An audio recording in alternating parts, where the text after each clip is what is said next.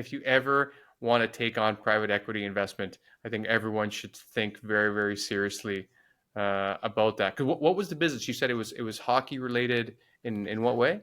Yeah, so in 2003, I was playing men's league ice hockey with a couple of buddies, and we were all single at the time and looking for things to do. And I said, "Hey, why don't we build a team of 14-year-olds? There's a hockey tournament I heard about over in Sweden.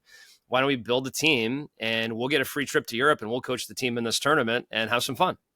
So we had a tryout, we built a team, we went over to Europe, we won the tournament, we're having a Oh my blast. God.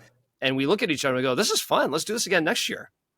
And lo and behold, as we started doing it, well, let's bring two teams to Europe. Well, let's do our own tournament here in North America, and let's do some hockey camps. And hey, we're doing this in hockey. Why aren't we doing this in lacrosse? And hey, what about soccer? Soccer's a growing sport. Let's do soccer too. And we started growing into lacrosse, soccer, football, building camps and tournaments and international tours across the globe for youth sports.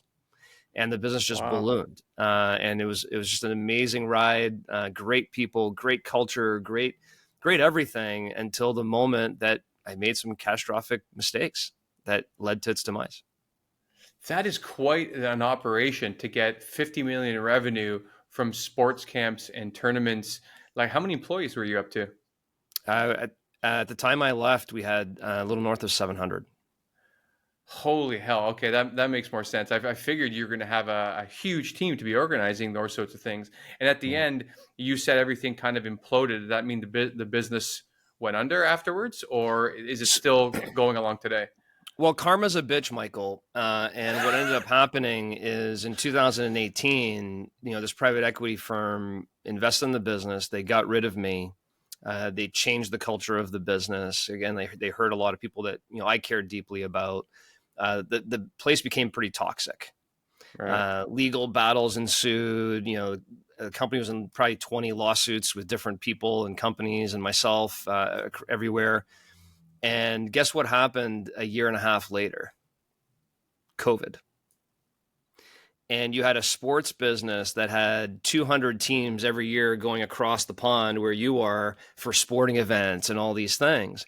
And the Right. private equity company had collected all these deposits from all of these consumers to go on sports teams, on sports trips and events. And then there was no more travel.